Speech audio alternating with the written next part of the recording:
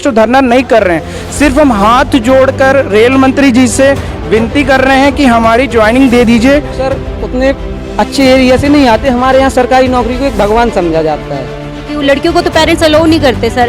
हमारे जैसे मैं हरियाणा से हूँ सर, पढ़ने तक नहीं दिया जाता है वहाँ पे। तो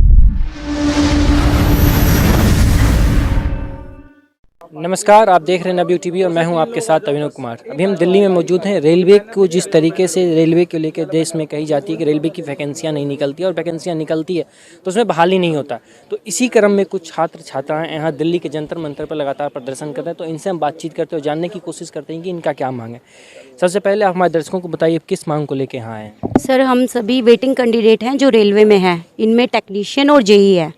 तो हमारी 2018 में भर्ती निकली थी, 2019 में पेपर कंडक्ट हुआ, फिर हमारा रिज़ल्ट आता है और फिर डीवी कंडक्ट होता है और उसके बाद हमारा मेडिकल होता है। उसके बाद हमें स्टैंड बाय में रख दिया जाता है। स्टैंड बाय मतलब वेटिंग, उसमें रख दिया जाता है। उसके बाद कुछ टाइम तक ये प्रोसेस रुक जाता है। उसके बाद स्टैंडिंग कमेटी की मीटिंग होती है जून में। उसमें ये डिसाइड किया जाता है, सभी सांसद मिलके ये डिसाइड करते हैं कि सभी जो बच्चे हैं उनकी वेटिंग क्लियर की जाए, 100% वेटिंग क्लियर की जाए। क्योंकि बीच में कोविड आ गया था, उस वजह से रिप्लेसमेंट भी आता है, एडिशनल डिमांड भी भेजी जाती है ऊपर से। लेकिन अभी जो भेजी गई उससे 100% वेटिंग क्लियर नहीं हो रही है। डिमांड आई है नॉन यूनिफॉर्म है। इसकी नीचे से ढंग से जब हम ऑफिसर्स से मिलते हैं, जाते हैं डिपार्टमेंट में, तो वो लोग बोलते हैं हमारे पास सीट ही नहीं है। जब ऊपर से ऑर्डर आ चुके हैं 100% वेटिंग क्लियर करने के, तो डिपार्टमेंट हमारी बात सुन ही नहीं रहा है, वो वेटिंग क्लियर हो ही नहीं रही है जिस अकॉर्डिंग। तो हम सबकी यही मांग है कि हम सबकी वेटिंग क्लियर करी जाए। जैसा कि इन्होंने कहा कि डिपार्टमेंट से कुछ सुना नहीं जाता है, तो डिपार्टमेंट अगर ऊपर से आदेश आ गया वेटिंग क्लियर करने के लिए, अगर वेटिंग क्लियर नहीं किया जा रहा तो इसको लेके आप लोग आगे किसी पदाधिकारी से मिले थे, आगे या सरकार के कोई नेतृत्व जो करते हैं इससे? यस सर, इसके लिए हम लोग रेलवे स्टैंडिंग कमेटी के सभी मेंबर लोग से मिल चुके हैं। इसके साथ साथ all over India 21 RRB board हैं, सभी आरआरबी बोर्ड पर विजिट कर चुके हैं। वहाँ के जो रेलवे रिक्रूटमेंट बोर्ड के चेयरमैन होते हैं, पर्सनल चीफ ऑफिसर्स होते हैं, उनसे भी मिल चुके हैं। और उन लोगों से रिक्वेस्ट हमने किया है कि जो स्टैंडिंग कमेटी ने आपको 100% वेटिंग क्लियर करने के लिए आदेश दिया था और जो आपसे पूरा डाटा मांगा गया था, प्लीज़ वो डाटा प्रॉपर तरीके से सेंड करिए। पर इसके रिगार्डिंग हम लोगों को हर बार गोल गोल घुमा दिया जाता है। कुछ लोग कहते हैं कि हमारे पास वैकेंसी नहीं है, जबकि रेलवे में सर 3 लाख से ज़्यादा वैकेंसी है और उसके बाद भी ऐसा कुछ बच्चे ही बचे हुए हैं। इनको वेटिंग क्लियर करने में क्या प्रॉब्लम आ रही है सर, हमको यही बात समझ में नहीं आती। यही बात हम सरकार से भी कहते हैं, पूछते भी हैं और रिक्वेस्ट भी करते हैं कि हमारी वेटिंग क्लियर कर दी जाए। सारी हमारे रेलवे की जितनी भी स्टैंड बाई हैं सारी क्लियर कर दी जाए। Thank you very much sir. लेकिन सरकार के द्वारा तो हमेशा कहा जाता है कि देश में एक तरीके से इसको देखा जाए तो एक तरीके से बेरोजगारी ही है, क्योंकि आप लोग जिस तरीके से परीक्षा दे के पास करते हैं, मेहनत करते हैं, उसके बाद जब बहाली नहीं होती तो एक तरह से बेरोजगारी है। लेकिन सरकार साफ तौर पे, जब हम लोग सरकार से सवाल करते हैं, सरकार साफ तौर पे एक लाइन में कह के निकल जाए देश में बेरोजगारी है ही नहीं। अगर रेलवे की बात करें तो रेलवे में जब वैकेंसी आएगी हम उससे बहाली करेंगे, और वैकेंसी भी नहीं निकलती है। हम लोग देखते हैं कितने दिन 18 में निकली थी ना ये, अब कितने 4 साल हो गए, कोई वैकेंसी नहीं आई है। और सर हम ऑलरेडी सिलेक्टेड बच्चे हैं, CBT 1 दे चुके हैं, 2 दे चुके हैं, DV हो चुका है, मेडिकल हो चुका है। हम सर हर तरीके से हर स्टेज क्वालिफाई कर चुके हैं। हमें तो दे दीजिए पहले, और रिक्रूटमेंट तो बाद में निकलेगा। क्योंकि अगर आप नए पेपर कंडक्ट करवाते हो, लैब्स वगैरह बुक करने में भी तो सरकार का पैसा वेस्ट होगा सर। ऑलरेडी हम सिलेक्टेड है, पहले हमें तो जॉब दे दो। देखिए सर, मैं ये बताना चाहता हूँ, जैसा कि आपने पूछा कि आप इनके अधिकारियों से मिले या जैसे सरकार में, सर हम सभी लड़कों ने अपने अपने MP से मिलकर रेल मंत्री जी को हमने रिक्वेस्ट के लिए लेटर लिखवाया है। हम लोकसभा स्पीकर से इस मैटर में ओम बिरला जी से कम मैं 7 से 8 बार लड़कों के साथ में मैं मिल चुका हूँ। हम माननीय रेल मंत्री जी का हमें अपॉइंटमेंट ही नहीं मिलता है। और हमारी सरकार से सिर्फ ये निवेदन है, जब स्टैंडिंग कमेटी के 29 मेंबरों में से 26 मेंबर ने जो 28 जुलाई को स्टैंडिंग कमेटी की जो मीटिंग हुई थी उसमें एक प्रस्ताव लाया गया था, उस प्रस्ताव पे सभी ने सहमति जताई दलीय दायरे को त्याग के बच्चों के भविष्य के लिए। तो जब उसमें ये तय हो गया कि 100% वेटिंग क्लियर कर दी जाए, तो सर उसके बाद में क्यों नहीं रेलवे के जो अधिकारी हैं, GM वगैरह जो भी हायर लेवल के अधिकारी हैं, वो क्यों इस चीज़ पर मतलब इम्प्लीमेंट नहीं कर रहे हैं? हमारी रेल मंत्री जी से हाथ जोड़कर ये निवेदन मैं करता हूँ, माननीय रेल मंत्री जी से। वो खुद एक इंजीनियर हैं, हम सभी इंजीनियर्स और टेक्नीशियन का दुख दर्द उनको समझना चाहिए और हमें रेलवे में नौकरी करने का अवसर देना चाहिए, क्योंकि हम सभी 2 एग्जाम पास करके मेडिकल फिट कैंडिडेट हैं सर।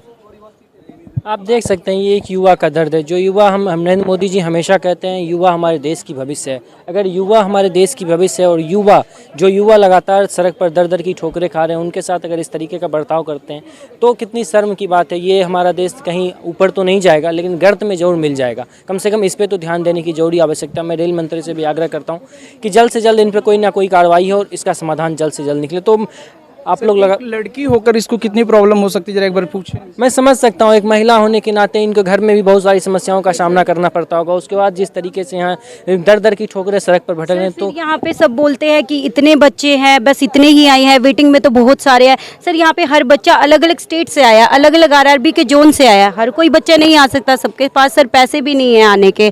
अब जैसे मैं लड़की हूँ, लड़कियों को तो पेरेंट्स अलाउ नहीं करते सर। हमारे जैसे मैं हरियाणा से हूँ सर, पढ़ने तक नहीं दिया जाता है वहाँ पे, तो माहौल ऐसा है तो कौन आगे भेजेगा लड़कियों को।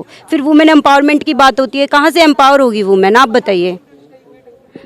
अगला कदम क्या होगा? अगर ये इस प्रदर्शन से अगर सरकार की निगाहें नहीं खुलती है, सरकार की जो सोई हुई सरकार है उसकी नींद नहीं खुलती है, तो क्या करेंगे आगे? सर हम तो ऐसे ही आएंगे और रिक्वेस्ट करते रहेंगे, कभी तो हमारी बात सुनी जाएगी। रेलवे मंत्री सर कभी तो हमारी बात सुनेंगे, कभी तो हमारा मैसेज उन तक जाएगा कि एक बार वो फिर से रिव्यू करे चीज़ों को, फिर से देखे कि कैसे डिस्ट्रीब्यूशन हुआ है सीट्स का, कितनी पार्शलिटी हो रही है बच्चों के साथ।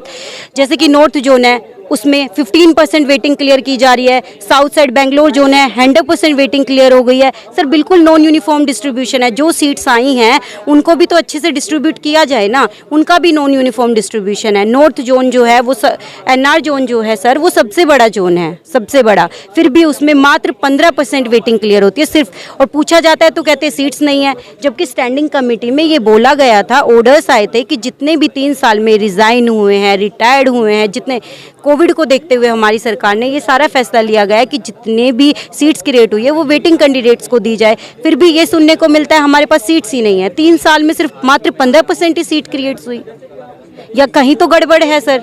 अगर ऊपर से ऑर्डर अच्छे से आए, ऐसा तो है नहीं ऑफिसर जो है उनकी कोई हमसे जाती दुश्मनी है, वो खुद सीट्स रख रहे हैं। कहीं ना कहीं इम्प्लीमेंटेशन में तो प्रॉब्लम है ना, तो ये चीज़ तो देखनी पड़ेगी सर। ये एक तरह से सरकार की नाकामयाबी साबित होती है। आप क्या? सर मैं ये कहना चाह रहा था कि हम लोग एग्ज़ाम पास हैं, हम लोगों को और बेरोजगारों से कंपेयर ना किया जाए। हमने सर एग्ज़ाम कंप्यूटर बेस्ड 1 पास किया, उसमें 24 लाख बच्चे बैठे थे, उसमें 2 लाख में हम आगे क्वालिफाई किए। फिर जब 2 लाख बच्चों का CBT-2 टेस्ट होता है, कंप्यूटर बेस्ड टेस्ट, उसमें टॉप 20,000 में आते हैं। उसके बाद हम डॉक्यूमेंट वेरिफिकेशन कर चुके हैं, मेडिकल टेस्ट हो चुका है हमारा, और सर इसके बाद हमको ज्वाइनिंग दी जाती है। ज्वाइनिंग के बाद तुरंत हमारा पुलिस वेरिफिकेशन होता है, और इसके बाद भी बहुत सारे लोग हमसे उम्मीद करते हैं कि हम प्रोटेस्ट करें, धरना करें, तो हम प्रोटेस्ट और धरना नहीं कर रहे हैं। सिर्फ हम हाथ जोड़कर रेल मंत्री जी से विनती कर रहे हैं कि हमारी ज्वाइनिंग दे दीजिए, और ये सिर्फ हमारी मांग है, ये कोई प्रोटेस्ट किसी तरीके का कोई धरना नहीं है, क्योंकि जब हम इतने एग्जाम पास कर चुके हैं तो हमको ये करना शोभा भी नहीं देता है। धन्यवाद सर। आप लोग यहाँ पे जितने की संख्या में आए हैं, कितने ऐसे छात्र हैं देश में? सर 5,000 से ज़्यादा की, लगभग 6,000 के आसपास ये संख्या है। 4 के करीब जेई बचते हैं और 4 के करीब टेक्नीशियन बचते हैं। जो ऐसे हैं जिनकी बहाली हो गई, सब कुछ हो गई, लेकिन बहाली नहीं हुई है। पर उससे बाहरी लोग आके कहते हैं आप लोग क्यों नहीं धरना दे रहे हैं, आप लोग क्यों नहीं सर पेड़ से लटक जा रहे हैं, कुछ भी कर ले रहे हैं। तो सर हम ऐसा नहीं कर सकते क्योंकि हम ऑलरेडी सेलेक्टेड हैं। अभी हमारा पुलिस वेरिफिकेशन होना है ज्वाइनिंग के बाद। तो सर आप बताइए, इसके बाद भी गवर्नमेंट नहीं दे रही है, इसके बाद भी गवर्नमेंट। प्रोटेस्ट नहीं है, हम सब स्टूडेंट की रिक्वेस्ट है कि रेलवे मंत्री सर बहुत अच्छे हैं, वो सब हमारी बातों को सुने। प्लीज़ अगर हमारा मैसेज उन तक जा रहा है तो प्लीज़ आप हमारी बातों को उन तक पहुंचाइए कि हम सबकी 100% वेटिंग क्लियर करी जाए। क्या समस्या है आपकी? सर समस्या तो सबसे पहले बेरोज़गारी है, और उसके पीछे यही है कि जो हमारी वेटिंग है वो क्लियर नहीं हो रही, और उसके भी बहुत सारे डिसएडवांटेज निकल रहे हैं कि मतलब मेंटली प्रॉब्लम है, इकोनॉमिक्स और मतलब फिजिकली सारे तरह की प्रॉब्लम हो रही हैं। और उसमें कई तरह के प्रॉब्लम का एक एग्जांपल देता हूँ कि जैसे कई लड़कों की, जिसमें मैं भी शामिल हूँ, कि शादी संबंधी से रिलेटेड इंगेजमेंट हो चुकी थी। अब उनका क्या हुआ कि रिजल्ट आने वाला था, वेटिंग में रख दिया लास्ट टाइम पे। अब उसी उम्मीद से हम ये था कि शायद हमारी नौकरी लग जाएगी। उसके बाद लड़की वालों ने सब सम्मत सारी बात हो गई, अब हमारी नौकरी नहीं लग रही। तो हमारी एक तरह से मैं अपनी बात कहता हूँ सबसे पहले कि मेरा रिश्ता टूट गया। तो मैं ये मानता हूँ मेरा रिश्ता टूट गया तो औरों का भी टूटेगा आने वाले टाइम में, क्योंकि उनकी भी नौकरी नहीं है, मेरे भी भाई बंधु सब वेटिंग में पड़े हैं अभी। तो मैं तो ये रिक्वेस्ट करूँगा सरकार से कि उनके जीवन को बचाओ। चाहे वो शादी तो एक बहुत बड़ी बात नहीं, वो तो नौकरी लग जाएगी तो दूसरी मिल जाएगी, लेकिन एक सीधी सी बात है कि नौकरी लग जाए, उनको नौकरी मिले जिससे मेंटली फिजिकली सारे तरह की समस्याओं का समाधान हो। मैं यही रेल मंत्री जी से, जो हमारी अश्विनी वैष्णव में, उनसे यही करूँगा कि जल्दी से जल्दी इसकी सुने, सबकी सुने। मेरी क्या, मैं तो एक उनमें से एक हूँ, लेकिन प्रॉब्लम सबकी है। शादी सबकी होगी और 30 साल से ऊपर बहुत सारे बंदे निकल चुके, क्रॉस कर चुके एज को। तो आने वाला 35 साल हो जाएगा तो कोई शादी भी नहीं करेगा, फिर नौकरी लग जाएगी तब भी शादी नहीं करेगा 35 की उम्र में। तो मैं तो ये करूँगा जल्दी से जल्दी रेल मंत्री सुने, सबकी वेटिंग क्लियर करें, जिससे सबके घर में खुशियाँ आएँ। उनका सही कहना है। हम जिस देश में रहते हैं उस देश में लोगों की एक मानसिकता हो गई है, अगर हमारे पास सरकारी नौकरी नहीं है, अगर लड़का नौकरी नहीं करता, लोग शादी करने के लिए तैयार नहीं आमतौर पर। उसी से प्रीत हमारे साथ एक और हमारे भाई हैं, क्या कहना चाहते हैं? सर बस यही कहना चाहते हैं कि अब पूरी तरह से टूट चुके हैं।